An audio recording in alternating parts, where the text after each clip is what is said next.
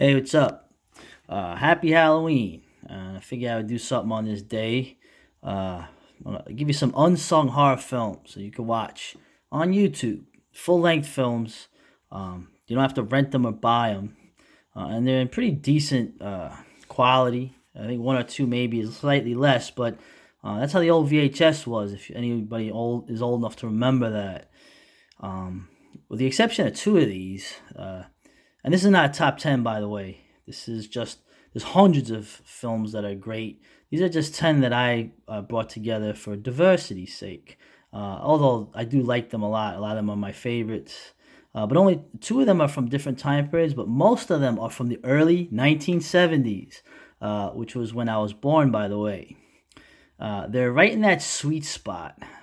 They're after the gothic horror films. They're independent films. They're not really too many. A lot of them are not even studio films yet, but they're before the gory, FX laden kind of slasher horror that was to come later in the 70s and the early 80s.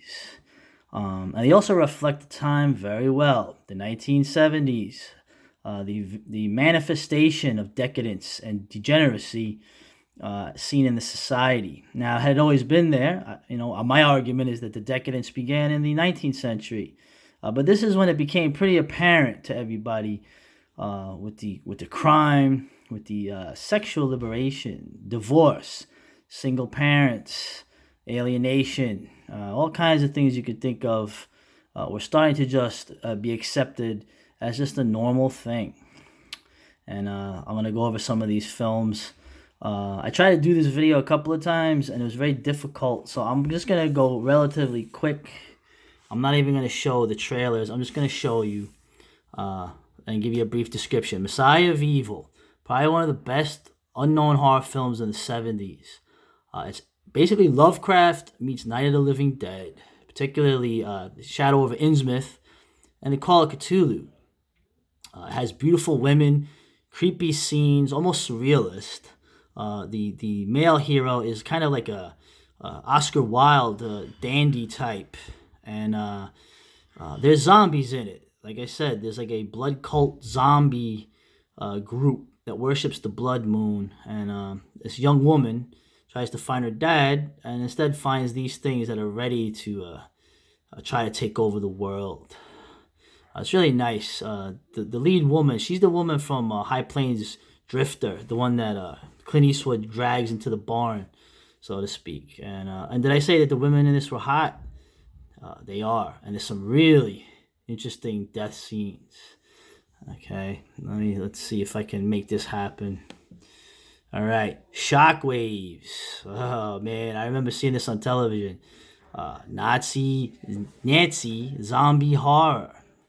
Peter Cushing and John Carradine are in it. You get to see Peter Cushing as a SS officer, older SS officer, but it's shot in Florida, and underwater Nazi zombies, basically killing a bunch of kids.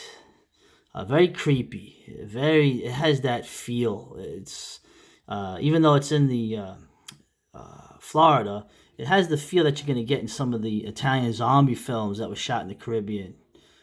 It's not as gory, but it's cool, especially the opening where you have like this. It's like pseudo documentary footage, and Peter Cushing's in it in a role that you usually don't normally see him in. Okay, now this is called Nightmare Circus, but I remember it better as Barn of the Naked Dead. This is a really sleazy kind of movie. It's like a combination of like Texas Chainsaw Massacre and an actual monster at the end, who's not a monster. He's a mutant because this is in the desert where there's nuclear testing. And let's see, maybe I'll play a little bit of it for you. Let's see.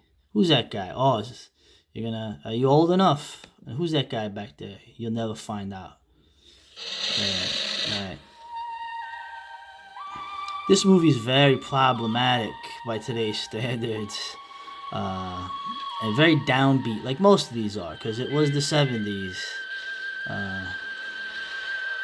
And you got these girls trying to hitchhike to California, but they're not going to make it. It's actually an interesting film, too. with a brutal ending, and the fact that the women don't really help each other. They turn on each other as they're chained up in this barn. So it's kind of a negative view of human beings. And the last thing, let's see.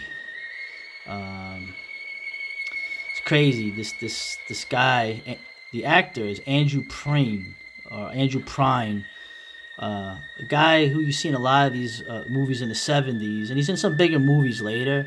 Yeah, he is. This guy was in a lot of movies: Grizzly, Simon King of the Witches. He could be a villain. He could be a hero. He could be, the friend of the guy that gets killed. And it's called Terror Circus, but I remember it as Barn of the Naked Dead. But there is a circus thing in here, and you got your beautiful, absolutely beautiful '70s women in it. So. And the ending is really downbeat. There you go. Coke and a smile. All right, so let's see what else we got here. All right, come on. All right. Okay. Dead of Night, a.k.a. Death Dream, a.k.a. the night Andy came home. That's the guy from The Godfather in it. This was done by the guys that did A Christmas Story. Bob Clark, a guy who him and his son were killed by an illegal alien. By the way, I'm from New York, so maybe I'm gonna get fined $700 billion. Yeah, go fuck yourself. But this film is basically about a kid in Vietnam who gets killed and then shows up at the doorstep of his family. But it's not this kid anymore. He's a blood drinking zombie. This film is really, it actually has a very sad kind of ending. And of course, it's an indictment of the Vietnam War, amongst other things. It brings up the monkey's paw, but it's also reminiscent of a Robinson Jeffers story, poetic narrative called The Love and the Hate. Look it up. Dead of Night, Death Dream, shot in Florida. There's some disturbing scenes in there, especially the way this guy ingests the blood. Very relevant to IV drug use. Very effective movie, and they used to show this on television. Amazing what I used to watch as a kid, right? Okay, An Evening with Edgar Allan Poe. Okay, I had mentioned this. This is Vincent Price doing 4 Poe stories, shot on the old giant video cameras they had back then, with some of the effects they have. Absolutely brilliant. Okay, absolutely brilliant. Let's see, maybe I'll show a little bit of it. Okay, so this was, it's funny. It looks like something that was done it's done in a studio. Object there was none, passion there was none. I loved the old man. He had never wronged me. He had never given me insult. For his gold I had no desire. I think it was his eye. Uh-oh. Yes, it was this. One of his eyes resembled that of a vulture, a pale blue eye with a film over it. Whenever it fell upon me, my blood ran cold. So by degrees, very gradually, I made up my mind to take the life of the old man and thus to rid myself of the eye forever. Now, this is the point. You fancy me mad. Madmen know nothing, but you should have seen me. You should have seen how wisely I proceeded, with what caution, with what foresight. I was never kinder to the old man than during the whole week before I killed him. Every night, about midnight, I turned. Yeah, that's the stuff, like they used to say back in the '40s. That's the stuff. So, and who's that phantom in the back hiding? You'll never find them. Anyway, so I'm gonna do another video with 5 other movies because I don't want to make this too long. But those are some movies I recommend that you could watch on Halloween. Okay, but of course, to me, every day is Halloween. So you're gonna be watching these movies all year round. All right, later.